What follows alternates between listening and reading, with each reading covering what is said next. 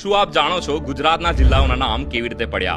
અમદાવાદનું નામ પડ્યું સુલતાન અહેમદ શાહ પરથી, જેમણે આ શહેરને ઈસવીસન 1411માં વસાવ્યું હતું. ગુજરાતના સૌથી મોટા જિલ્લા કચ્છનો ભૌગોલિક આકાર કાચબા જેવો છે તથા કાચબાને સંસ્કૃતમાં કચ્છપ કહેવામાં આવે છે, જેના પરથી કચ્છ જિલ્લાને તેનું નામ મળ્યું છે. બનાસકાંઠાનું નામ બનાસ નદી પરથી, જ્યારે અણહિલપુર પાટણ અણહિલ ભરવાડના નામ પરથી રખાયું છે. મહેસાણા નામ આવ્યું છે તેના સ્થાપક મેસાજી ચાવડા પરથી.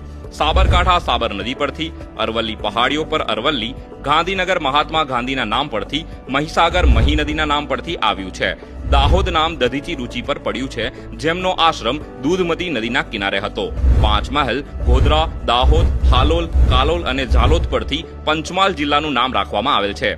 છોટાઉદેપુર નામ રાવલ ઉદયસિંહજીના નામ પરથી રાખવામાં આવેલું છે.